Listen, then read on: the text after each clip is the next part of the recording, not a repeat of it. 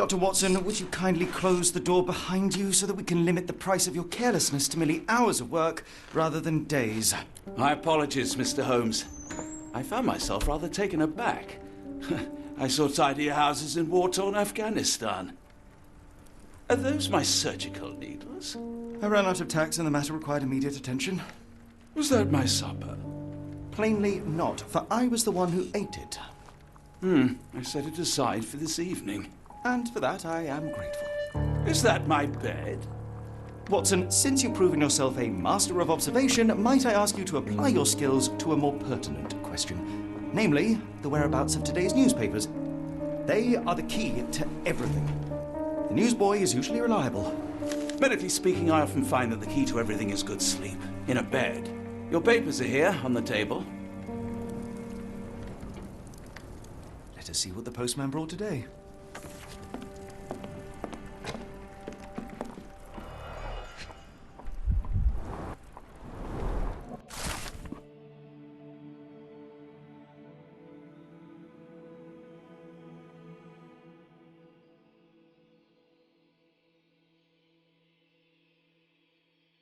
Local gossip, all of it uninteresting.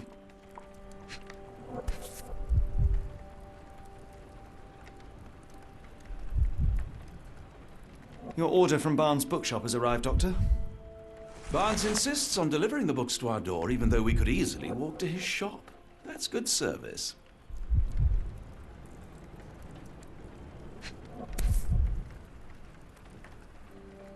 Another letter from Werner. I never reply, but they keep coming.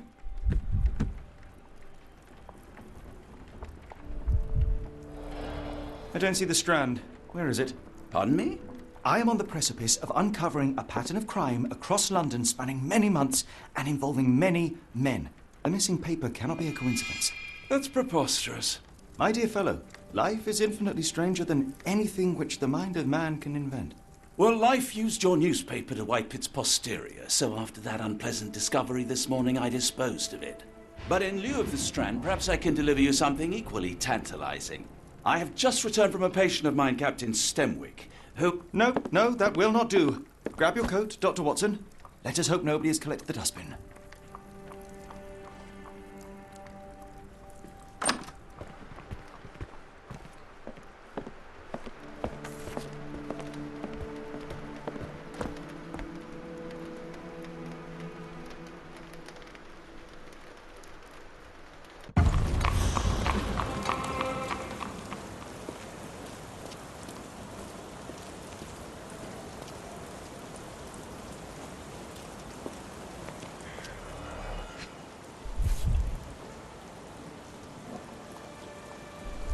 A cactus spine.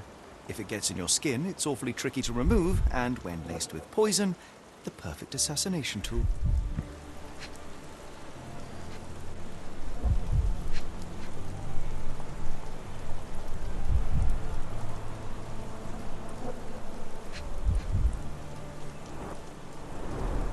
You were mistaken, Dr. Watson. The paper was indeed dirtied, but not how you implied. It's potting soil. See, Watson? The conspiracy is real. Someone tried to poison me. Poison? You? That's madness. Get this.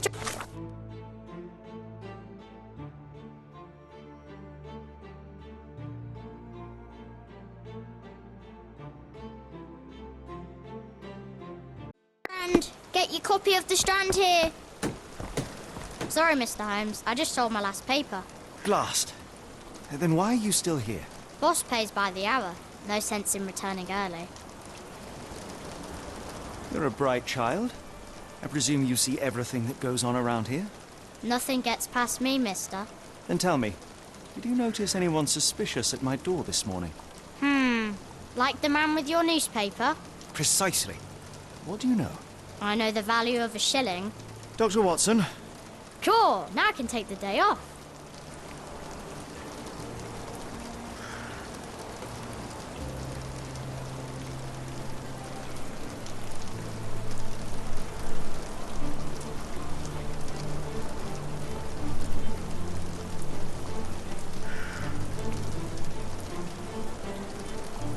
Did you see what he was up to? Nah, not really. I saw him approaching your house, but I had a customer. Then there's a loud bang. I ducked down. Not because I was scared, because I wasn't. I had to protect the merchandise. And all I could see was him kneeling at your door.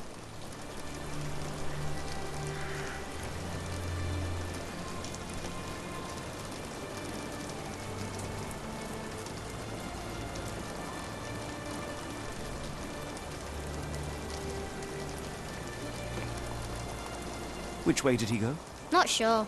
I was distracted by customers. Sorry. Can you describe the man you saw? He was carrying a lot of books. Up to his chin they were. Ever heard of a well-read assassin? Looks can deceive. Hence the appeal of disguises. All right. You earned your shilling. That'll be all. Thanks, Mr. Holmes. Maybe I could be your eyes and ears. If you have more shillings.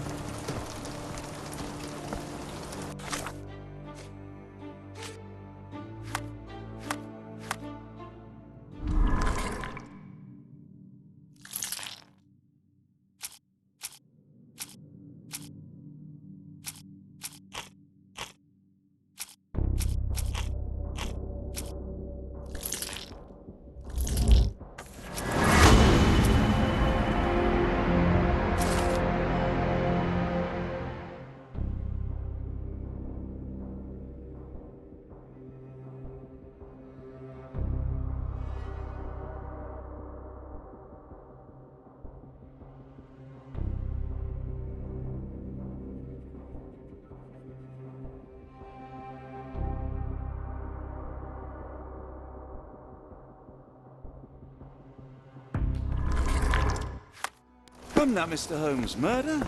Yes, Barnes has his quirks, but he also has his scruples. Not every pawn knows it's part of a game.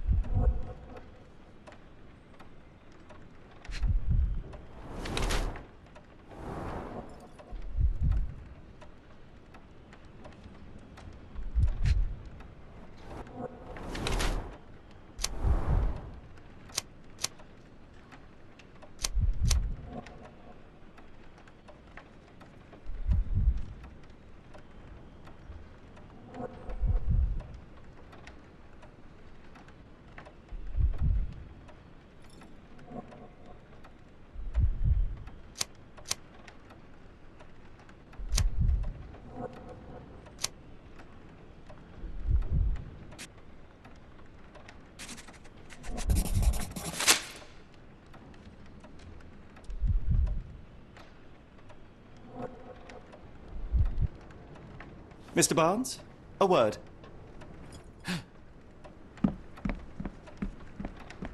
Oh, for goodness sake.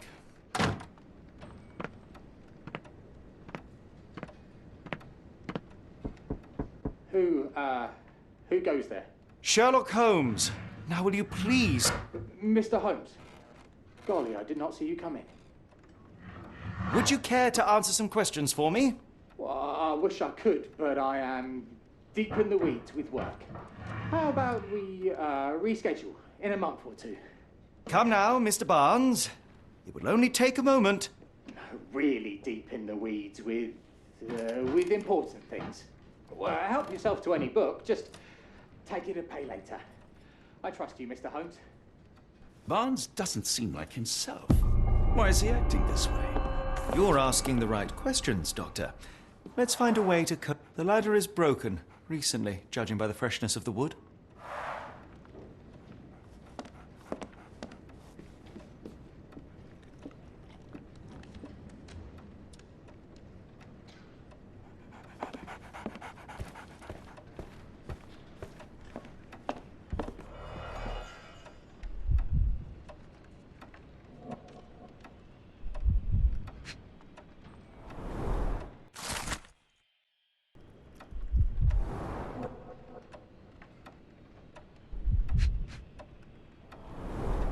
Basics of cryptoanalysis, cryptography in Egypt.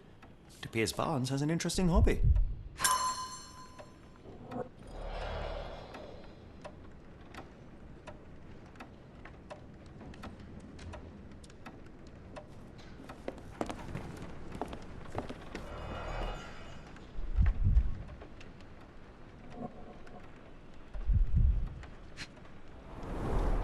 An improvised stand, but it does make the flowers more visible.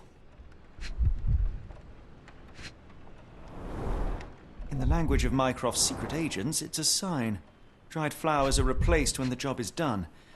I wonder who the finest view London has to offer.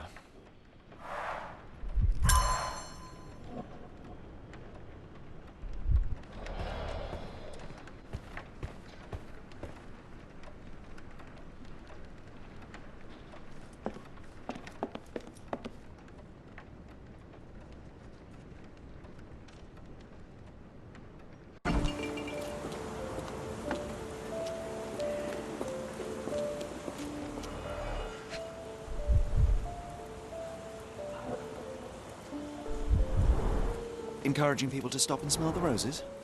Our national emblem. God save the Queen. It must take patience and care to produce a bloom so beautiful. I imagine so. I merely sell them.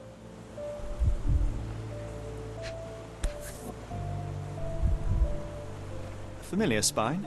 Is this what I found in my dustbin?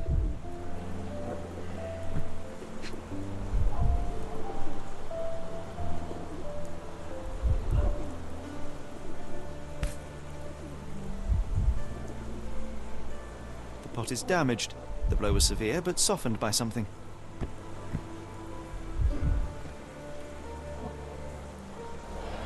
Anything tickle your fancy, Mr. Holmes?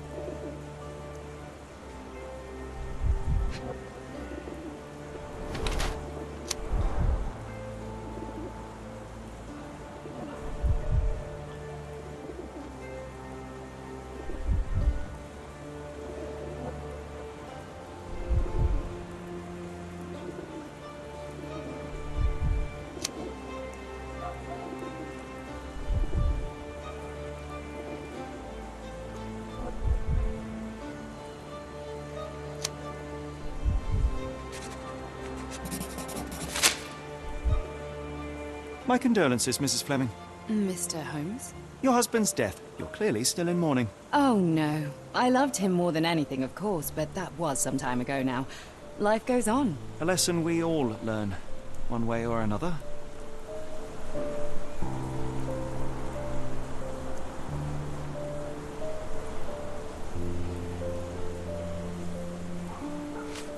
One of these things is not like the other. Come again? The cactus. Those fearsome spines can prove a devil to remove, and the sap is often toxic. And a rose thorn can give you tetanus, but we still grow them. The cactus seems comparatively harmless, though you have me thinking it must be valuable. I was under the impression that you knew its price already. Your guess is as good as mine. The first time I saw this cactus was when I came back from my break. What do you make of the flowers in Barnes' shop window? Well, they could use a bit of water. Do they mean anything to you? Mean anything how? I'm not sure I follow, Mr. Holmes. Why do you think they're there? Are you suggesting the flowers are for me? It seems likely, does it not? Oh, I hope you're right.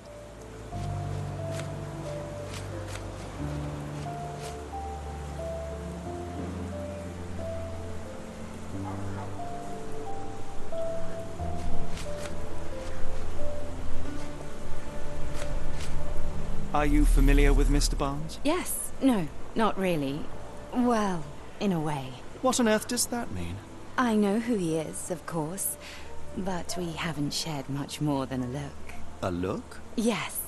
Each morning I go for a walk in the park with my dog, and most days I spot Mr. Barnes there with his new puppy, so we see each other.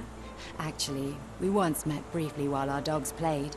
He was quiet and seemed unsteady as he approached, but since then, we've never spoken. I often see him staring through the shop window. Sometimes I wonder what he thinks about that would etch such longing onto his face.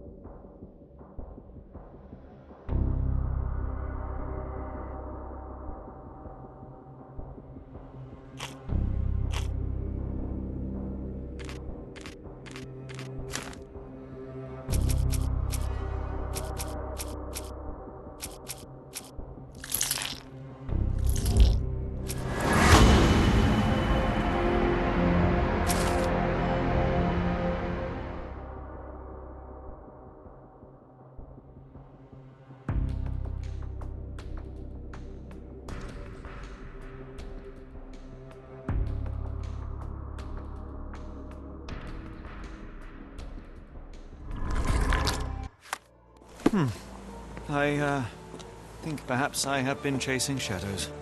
Do not despair, Mr. Holmes. Even the best of us make mistakes. We better tell Mr. Barnes what we've learned.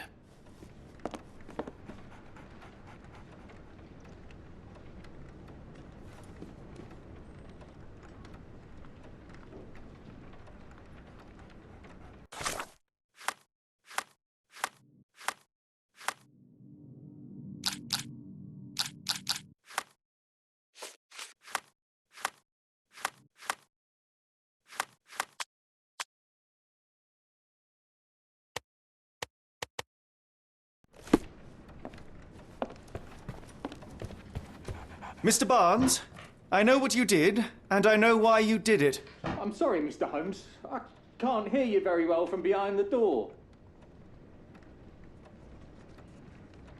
You ordered a cactus from the plant catalogue and then left it for Mrs. Fleming as a gift. You placed flowers in the window to get her attention and wear high heels to appear taller and more desirable. You are her secret admirer.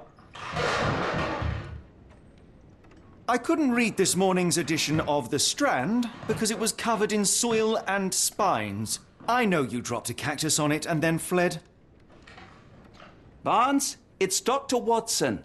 Rest assured we are not interested in disclosing your personal affairs to anyone, including Mrs. Fleming. Please come out. All right, then.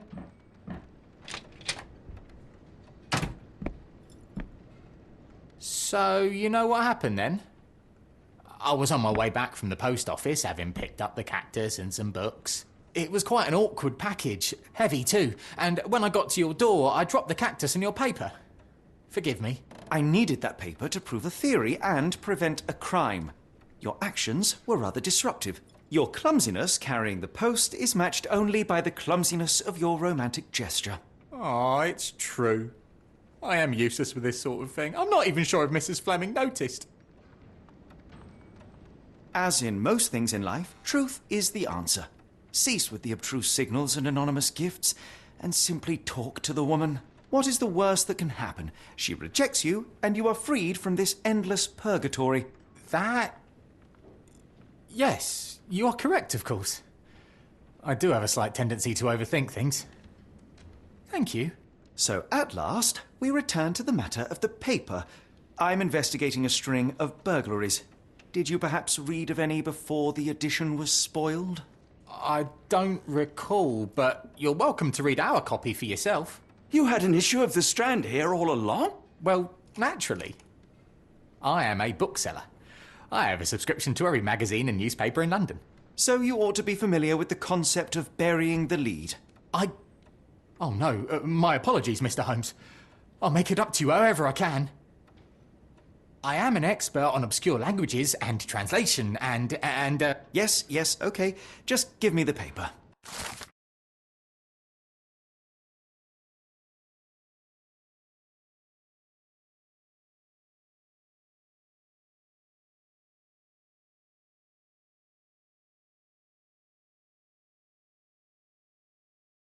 Come, Dr. Watson. Let us put this matter behind us. Farewell, Mr. Barnes. I hope to hear good news about you and Mrs. Fleming.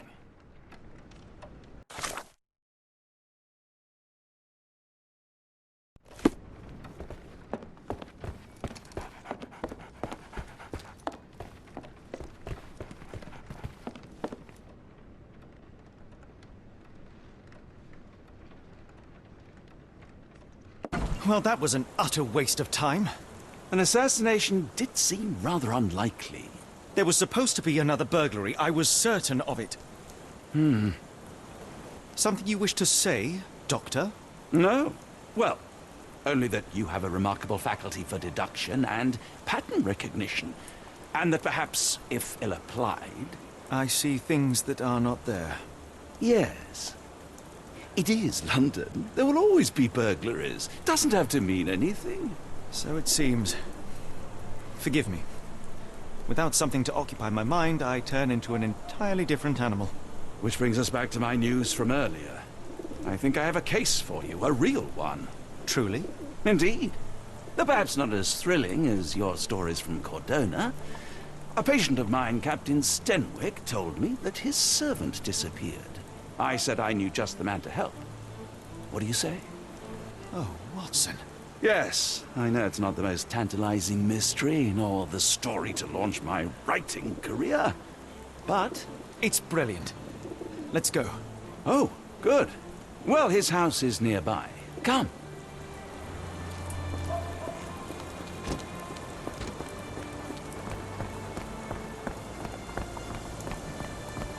Not much further now. Is this lousy attitude of yours because of my altercation with Inspector Lockhart? Did he put you up to this? Sir, the inspector has nothing to do with it. I'm telling you the same thing I tell anyone seeking a missing person. Good day, gentlemen. Forgive the intrusion. Captain Stenwick, this is my colleague Sherlock Holmes, the consulting detective I told you about. At last, a professional. This useless officer refuses to do anything about Kimmy here, my missing servant. What was your name again? I shall be certain to inform your superiors. Sergeant Ruffles, and it's my superiors who made this decision, sir.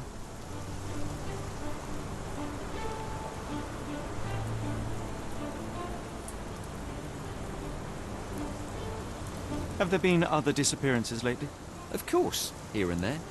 But when life is tough and opportunity comes knocking, you can't blame those who answer. Why has the police department decided not to help? We investigate murders, thefts, fraud, arson, real crimes. A servant walking away from his master is not our highest priority. That said, if we find Kimahia breaking the law, we'll be sure to notify Captain Stenwick. Now, I must be off. Best of luck in your search. You heard that, didn't you? The way that man spoke to me. I shall need your written testimony, then we can lodge a complaint. Captain, perhaps Mr. Holmes' time is better spent learning about your servant, so that he may begin his investigation. Ah, yes. Quite right. Fire away. Tell me about Kimahia. He's foreign. A Maori. All the way from New Zealand. Biggest man you've ever seen, and as strong as two. Dark hair and fearsome tattoos. He doesn't speak a whit of English. Never bothered to learn. But I made do with pointing. I invested a lot of money in him, so he must be found. When did you last see your servant? Kimmy here normally brings me the morning papers, but yesterday I had to get them myself. He must have escaped the night before yesterday. May I see your servant's bedroom? His shack is in the garden. You can't miss it. Did you search the room? Of course, but only to check he wasn't lying dead inside. Everything seemed normal at a glance. Is there any reason Kimahia may have left? I should think not. He had all he could have wanted. Gainful employment, new clothes, and all the cabbage he could eat. I take it this is the first time Kimahia has vanished? Undoubtedly. The man seemed terrified of the city. I think it was all the noise. He never left this estate. Should he cause any damage, I will bear the responsibility, for it was I who rescued him from savagery and brought him here to England in the first place. Did Kimahia make off with anything of value? Heavens, no. I would have mentioned it to Sergeant Ruffles. Still, he must have fled with some money on his person. No. I kept his wages in my safe. For security. All right, Captain. I think I have enough to get started. We shall first take a look around the mansion. Go ahead. I'll be here, mentally drafting my complaint.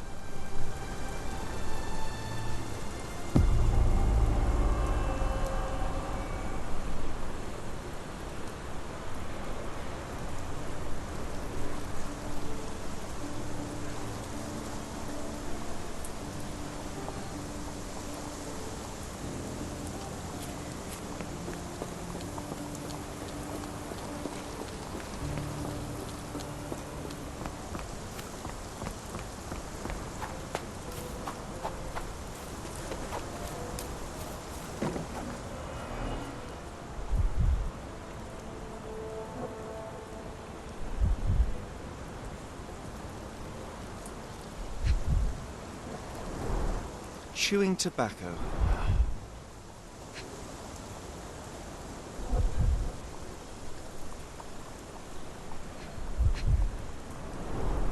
A shoe print, roughly size 11, with a worn-out sole. These are a workman's boots.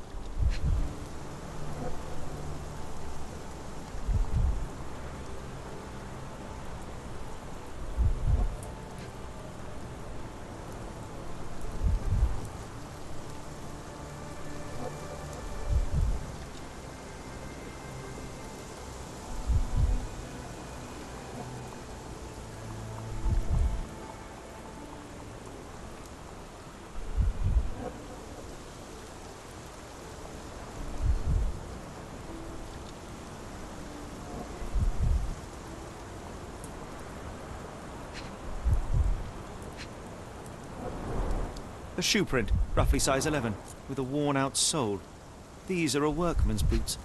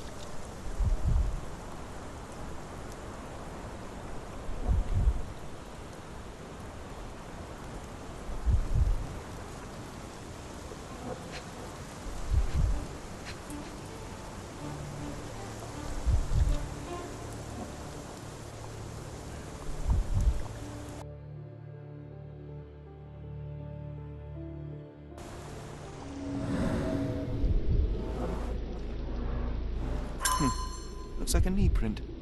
Someone knelt here. The amount of chewing tobacco suggests they were waiting a while. Amazing, Mr. Holmes. To read the ground like an open book.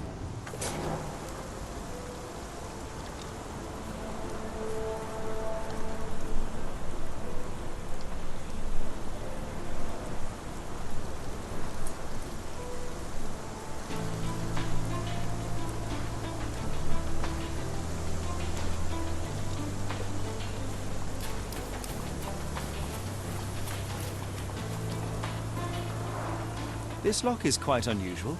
It appears that the key should be bent to the right.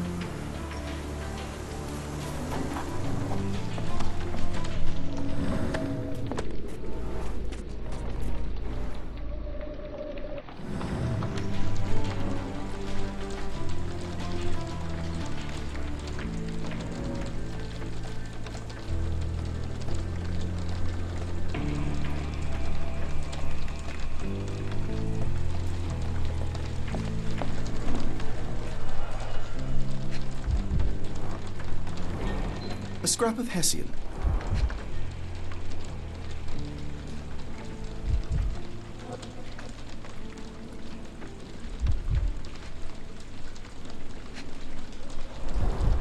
These were sturdy boxes. It would have required a serious blow to break them.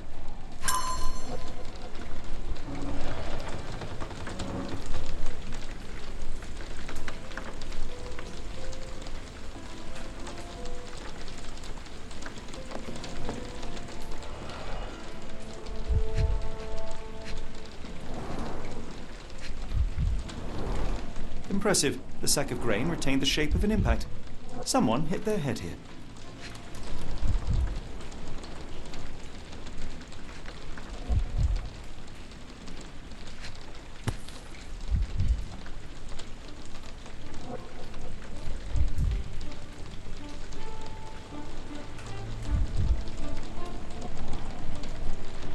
A small Navy spyglass.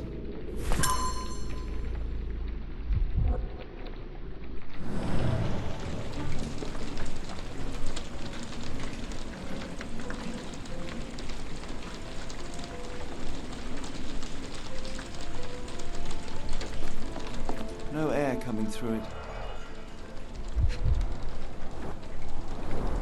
Button chops. The remains of a meal.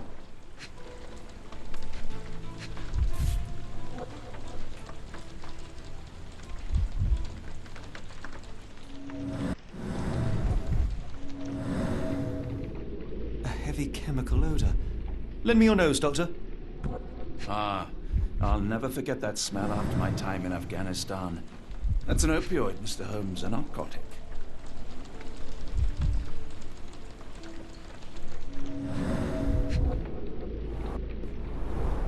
The ashes are long since cold.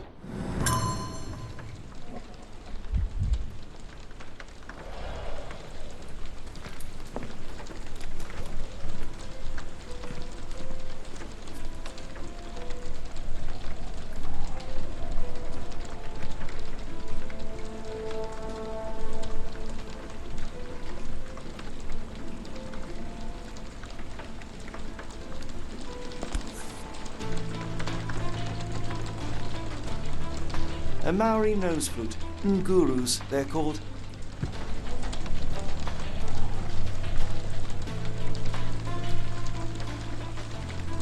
Clothes made of hessian.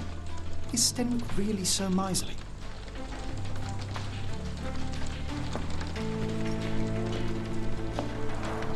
Is this a taniwha, a Maori water spirit, or something else? Either way, it's giving me chills.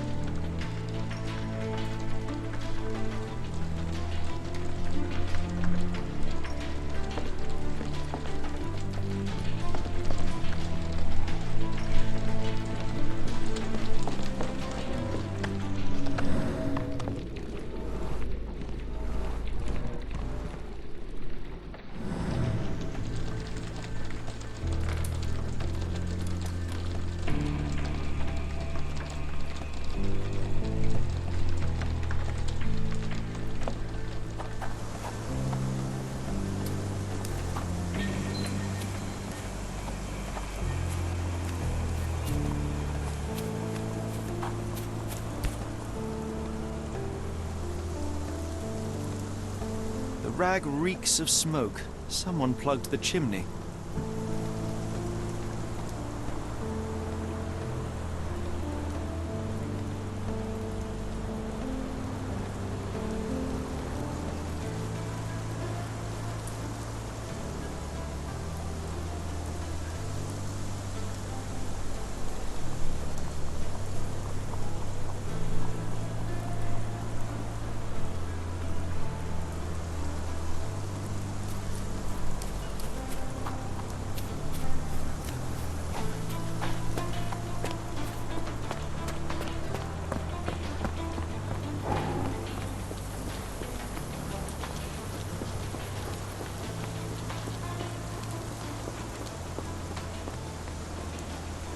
I will not be long, Captain.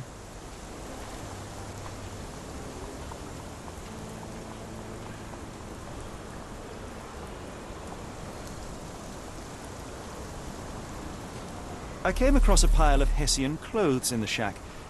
Are they Kimahia's? Yes. I had to give him something to clothe himself. He seemed unfazed by his bare skin, but I found it distracting.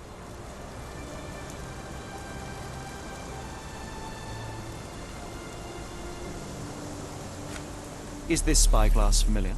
I don't recognize it. Could it be Kimahia's, perhaps? I doubt it. I never saw him with it, nor could I suggest how he might have come by it. The door to your garden has an interesting lock. Yes, I have uncommon locks on every door of my mansion. It makes them harder to pick. Kimmy here and I both had a set of keys. I'll need to borrow them. No, you'll need to do what I tell you to do. Examine the garden. Has Kimahir ever indulged in tobacco? No, the man doesn't even drink. Are you certain? I found chewing tobacco in the garden. I controlled Kimihir's expenses since he struggled with the currency. I would have known if he used tobacco.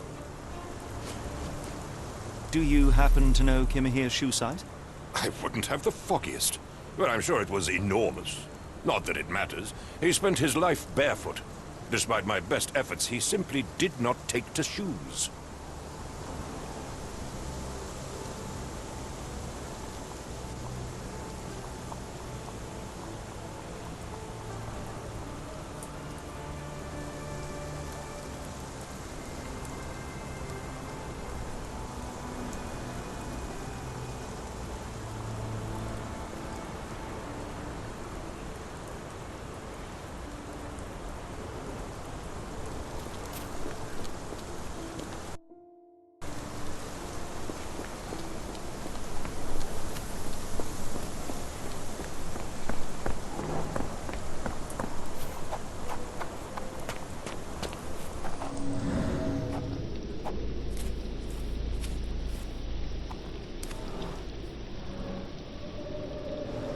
Could have left these tracks.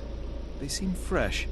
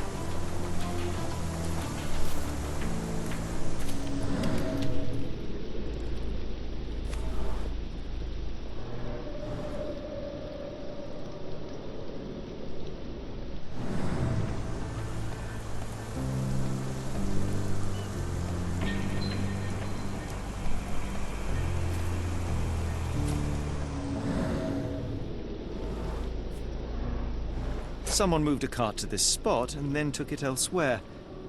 Can't see it anywhere in the garden.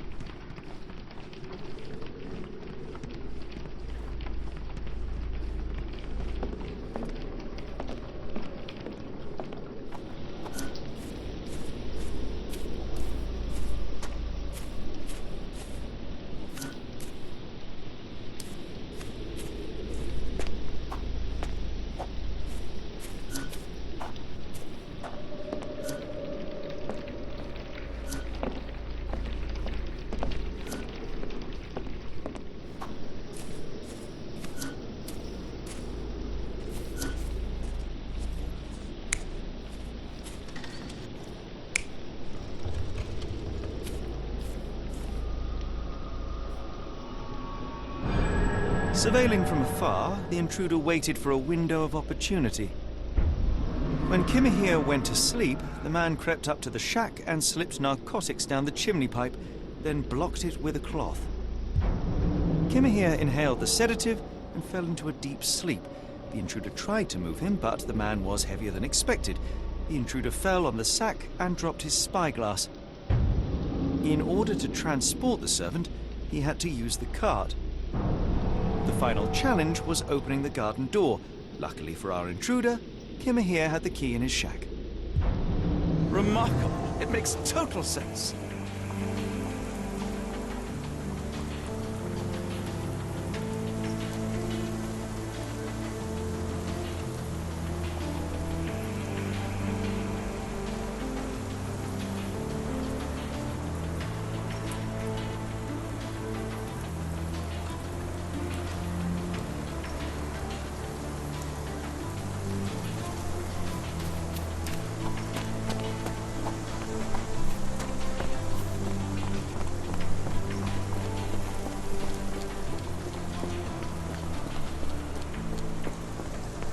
You'd best have found something by now, gentlemen. I found the residue of narcotics in Kimahir's brazier. There are several explanations, perhaps your servant's recreational interest, or an attempt at poisoning. Cut to the chase, Mr. Holmes.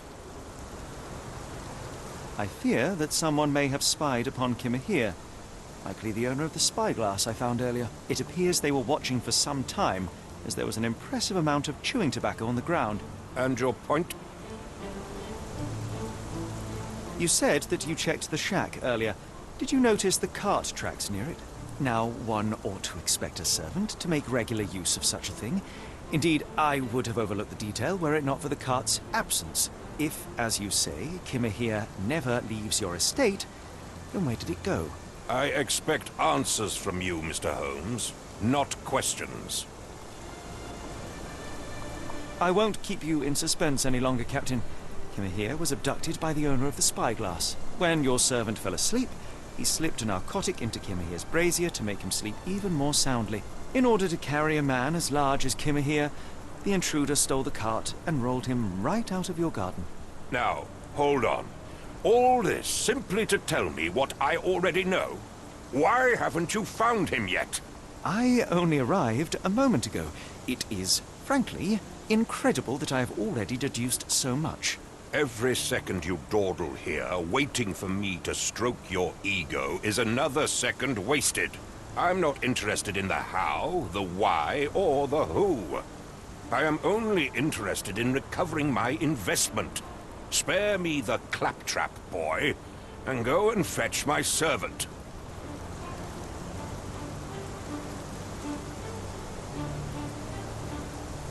The point is, Captain, we're telling you this for a reason.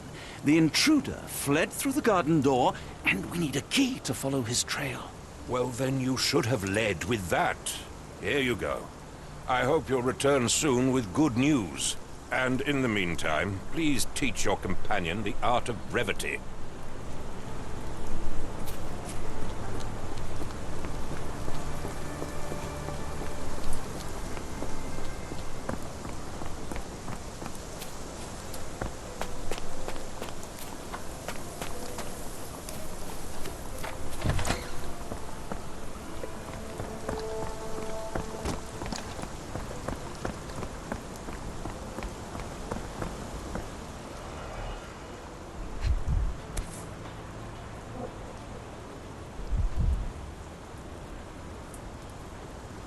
Roy Soulsby. Could that be the name of our man?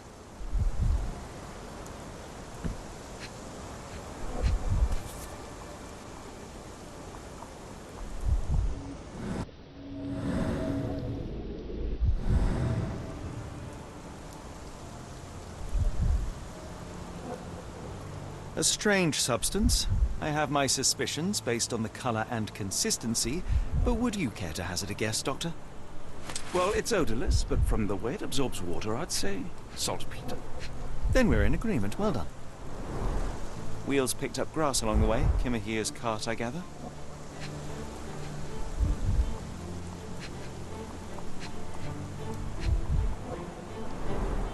Sturdy rope, professionally tied in a Portuguese bowline.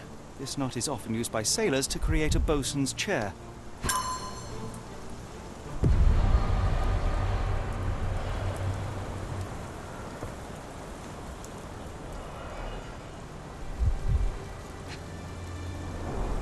A large pile of horse droppings.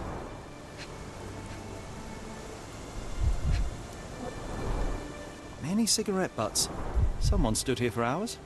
There was a cab waiting here. Our abductors slipped in and then off into the night.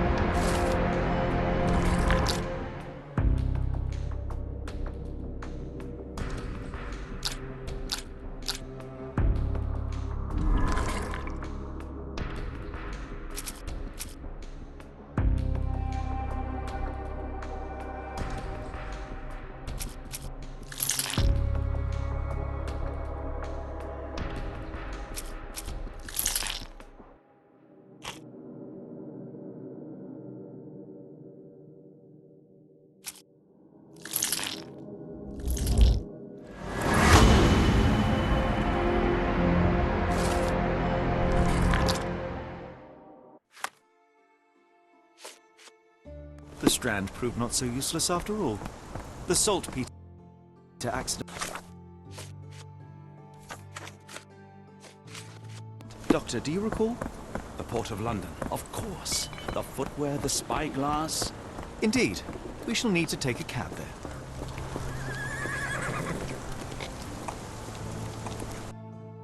Where to, Gov? The Port of London, please. I will show you where to stop.